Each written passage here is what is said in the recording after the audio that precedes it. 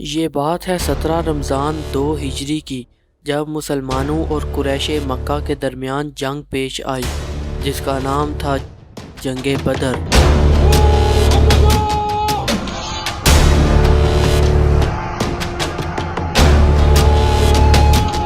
جب حضرت محمد صلی اللہ علیہ وآلہ وسلم نے اسلام کی دعوت مکہ میں پیش کی تو قریش نے ان کی سختی سے مخالفت کی اور مسلمانوں کو ظلم و ستم کا نشانہ بنایا۔ جب مسلمان مدینہ ہجرت کر گئے تب بھی قریش نے انہیں امن سے نہیں رہنے دیا اور مدینہ پر حملے کی تیاریاں شروع کر دی۔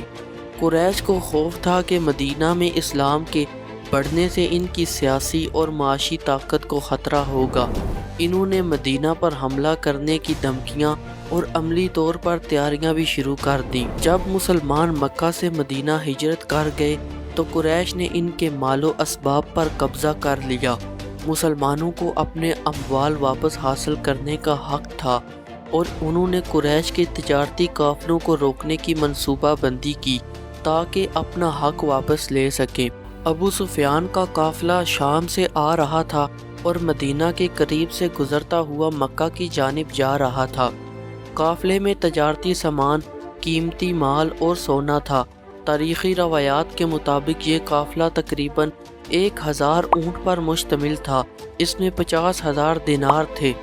اس قافلے میں شامل سامان میں قیمتی کپڑے، خوشبوئیں، کھجوریں اور دیگر قیمتی اشیاء شامل تھیں جو شام سے مکہ کے تجارتی مراکز تک لے جائی جاتی تھیں۔ چونکہ وہ قافلہ مدینہ کے قریب سے گزر رہا تھا تو مسلمانوں کو اپنا حق واپس لینے کا ایک اچھا موقع مل رہا تھا۔ مسلمانوں نے ابو سفیان کے قافلے کو روک کر اپنا حق واپس لینے کا ارادہ کیا۔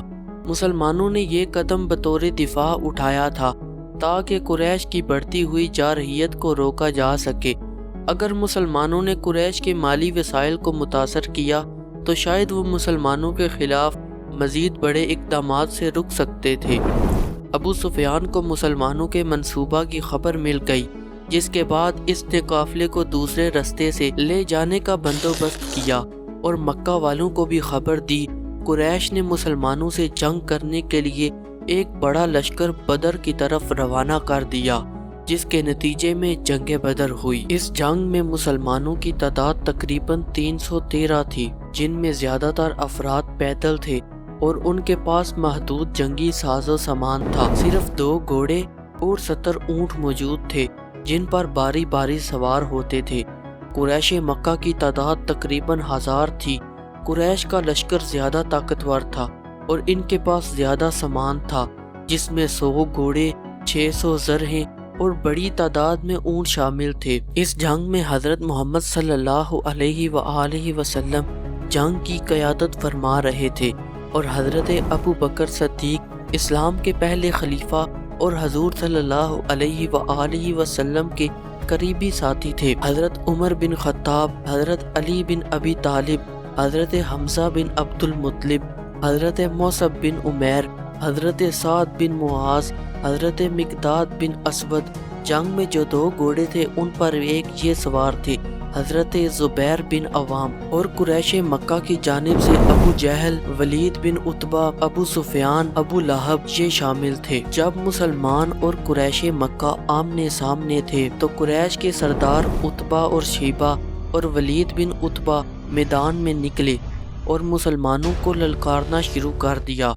حضرت محمد صلی اللہ علیہ وآلہ وسلم نے حضرت حمزہ بن عبد المطلب، حضرت علی اور حضرت عبیدہ بن حارثہ کو ان کے مقابلے کے لیے بھیجا۔ اس انفرادی مقابلے میں مسلمان جنگجوؤں نے کفار کے ان تینوں افراد کو شکست دی، جس میں حضرت علی اور حضرت حمزہ نے اپنے مخالفین کو قتل کیا، جبکہ حضرت عبیدہ بن حارثہ رضی اللہ تعالی عنہ زخمی ہوئے اور بعد میں شہید ہو گئے۔ مقابلے کے بعد دونوں لشکروں کے درمیان جنگ شروع ہو گئی۔ قریش نے پہل کی لیکن مسلمان منظم اور پرعزم تھے۔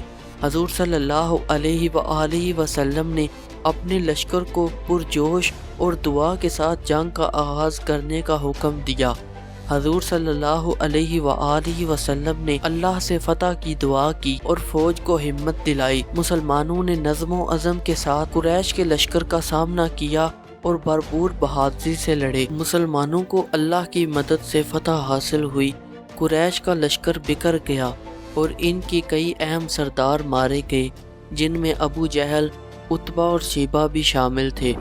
مسلمانوں کے صرف 14 افراد شہید ہوئے، جبکہ قریش کے تقریباً 70 افراد مارے گئے اور 70 کے قریب قیدی بنا لیے گئے۔ مسلمان قریش کے 70 افراد کو قیدی بنا کر مدینہ لائے۔ حضور صلی اللہ علیہ وآلہ وسلم نے صحابہ سے قیدیوں کے بارے میں مشورہ لیا۔ حضرت ابو بکر صدیق رضی اللہ تعالی عنہ نے مشورہ دیا کہ قیدیوں کو فدیہ لے کر چھوڑ دیا جائے تاکہ مسلمانوں کو مالی مدد ملے اور قریش میں اسلام کے بارے میں نرمی پیدا ہو، جبکہ حضرت عمر رضی اللہ تعالی عنہ نے مشورہ دیا کہ قیدیوں کو قتل کیا جائے تاکہ مستقبل میں مسلمانوں کو کوئی خطرہ نہ رہے۔ آخر میں فیصلہ یہ ہوا کہ بعض قیدیوں سے فدیہ وصول کیا جائے گا، جبکہ جو قیدی فدیہ دینے کے قابل نہیں ہوں گے ان سے مدینہ کے بچوں کو پڑھوایا جائے گا، جنہیں بعد میں آزاد کر دیا گیا۔ قریش مکہ کو اس شکست سے بہت بڑا دھچکا لگا اور ان کے دل میں مسلمانوں کے خلاف انتقام کا جذبہ مزید بڑھ گیا۔ انہوں نے بدر کی شکست کا بدلہ لینے کی قسم کھائی،